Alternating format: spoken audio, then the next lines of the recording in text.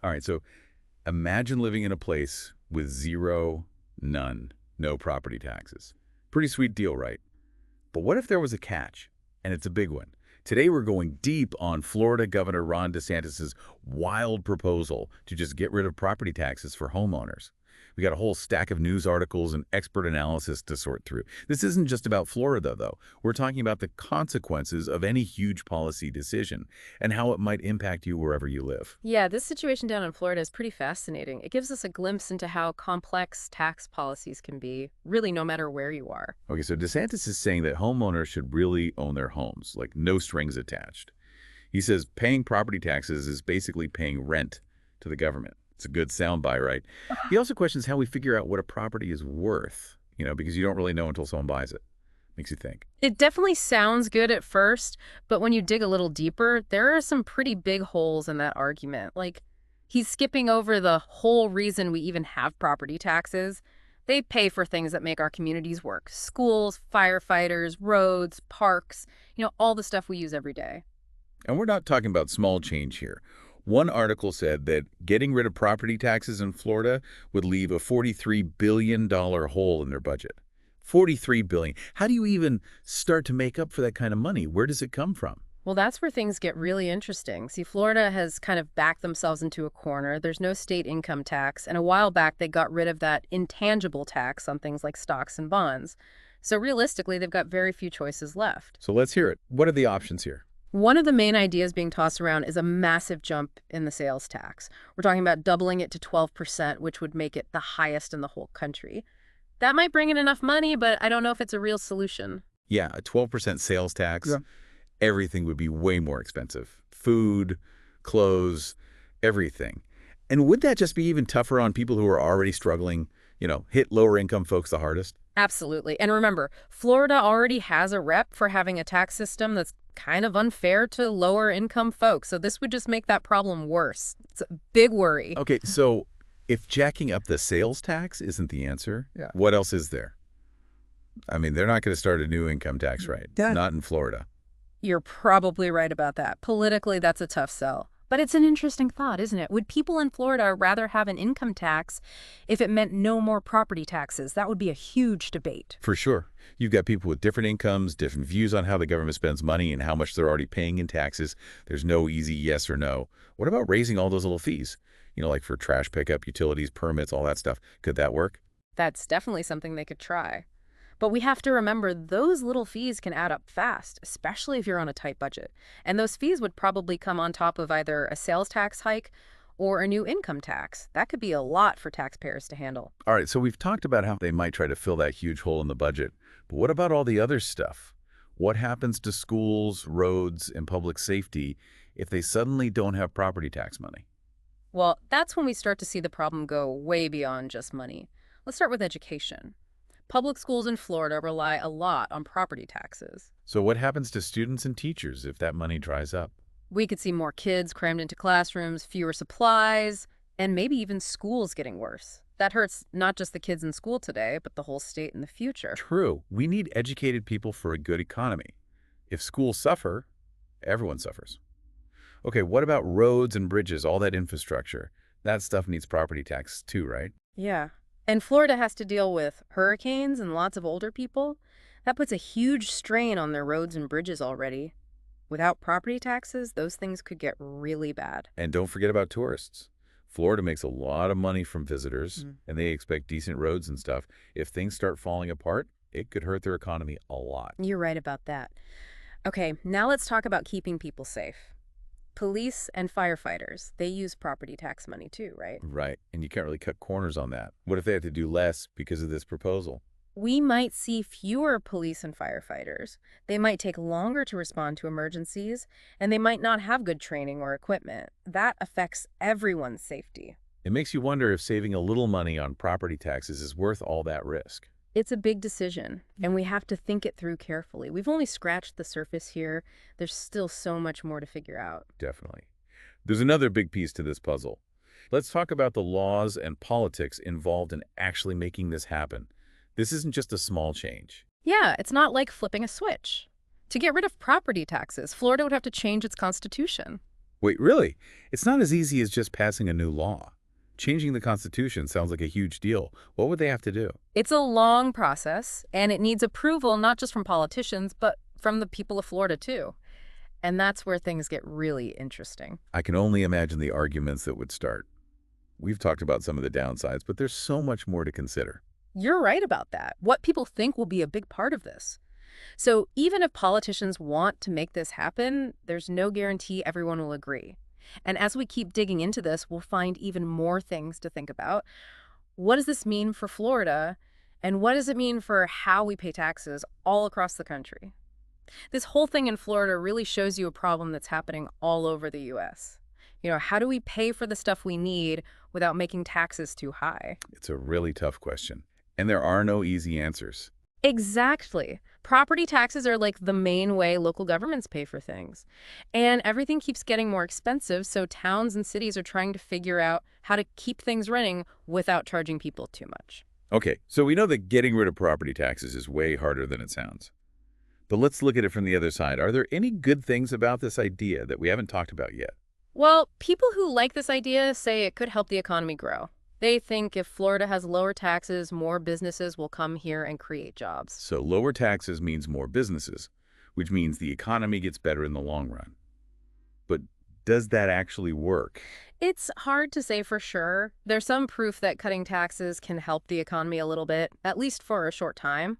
But it's complicated. There's no guarantee that cutting taxes will always lead to good things. Right.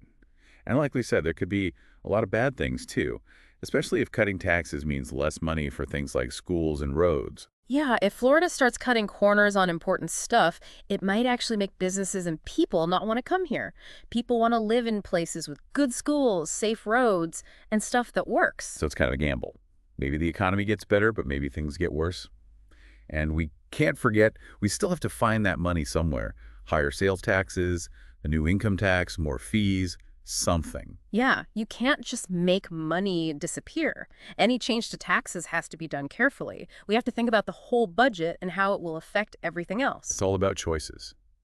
What do we think is most important? That's the real question. Do we want lower taxes for people and businesses, even if it means cutting things that help everyone? Or do we think it's more important to invest in things like schools, roads, and safety, even if it costs more? Those are tough choices, Mm-hmm. and there's no right answer. But we need to talk about these things and decide what we want to do. I agree. We need to look deeper than just slogans and sound bites. We have to really understand these problems. They're important. Let's talk about the politics of this. DeSantis is really pushing for this. Why do you think people like this idea so much? I think it's because people want lower taxes and less government telling them what to do. A lot of people feel like they're paying too much in taxes already, and they want to keep more of their own money.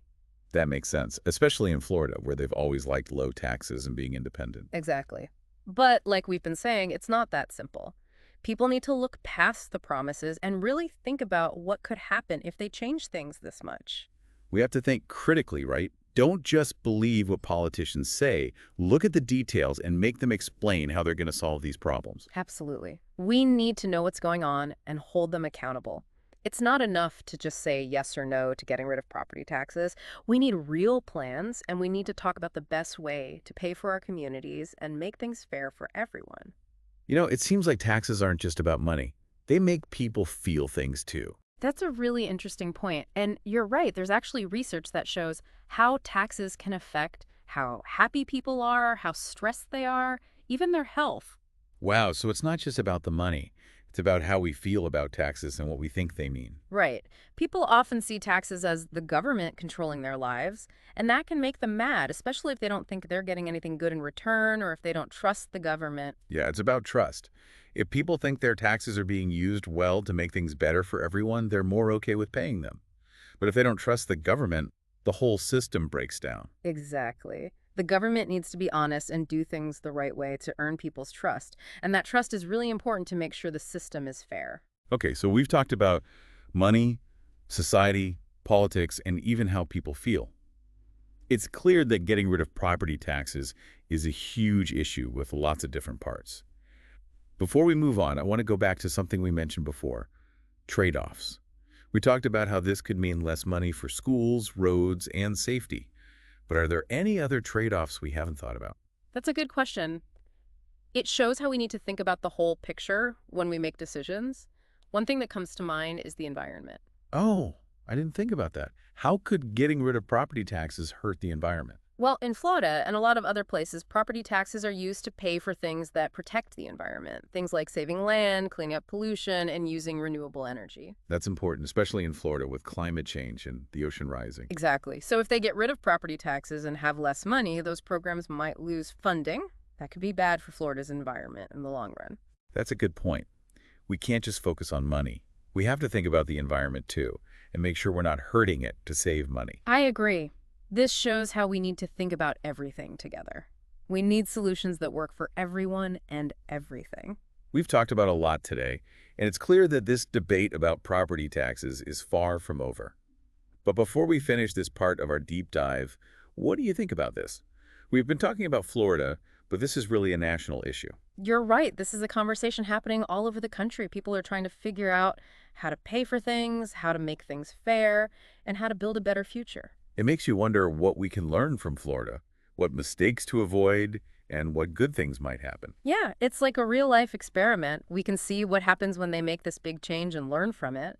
It could help other states figure out what to do about their own money problems. So what should we be watching for as this story goes on? What questions need to be answered? Well, we need to see what the politicians in Florida do.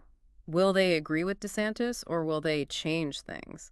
And if they decide to go ahead with this, what will people think? Will they like the idea of getting rid of property taxes and paying for things in a different way? Or will they be against it? Those are important questions, and I want to see what happens. This could change everything about money in Florida and affect the whole state. And like you said, it could teach other states a lot too.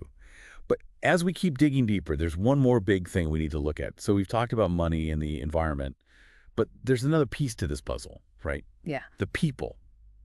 How could getting rid of property taxes affect different folks in Florida? That's such an important question. It's about being fair. Florida's got all kinds of people, rich and poor, living in different places. This idea could really change things depending on where you live and how much money you have. Tell me more about that. How could this work out differently in different places? Okay, imagine two places. A fancy city on the coast and a small town in the country where people don't make as much. In that rich city, houses cost a lot. So getting rid of property taxes would save those homeowners a ton of money. That means they'd have more to spend, which could be good for local businesses, and even make houses cost even more. I can see that. But what about that small town where houses are cheaper? Would they see a big difference? Probably not. They'd save some money, but it wouldn't be life-changing. And remember, if they get rid of property taxes and raise sales taxes instead, those folks might actually end up paying more overall. Oh, wow, that's a good point. It seems like this idea could make things even more unfair. Rich people get richer, and people who are already struggling have to pay more. It's a real worry. Politicians need to think about this carefully. Are they making things fairer, or just helping the rich get richer while everyone else falls behind? It shows how important it is to think about all the little details and what might happen, not just the big idea. Exactly. We can't just look at the big picture. We got to see how these ideas will actually affect different people in different ways. This whole deep dive has been really eye-opening.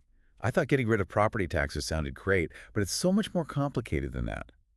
There are so many things to think about, not just what it means for homeowners. It's like one of those deals that sounds too good to be true. There might be some good things, but there are also big problems we can't ignore. And in the end, it comes down to what we think is important, right?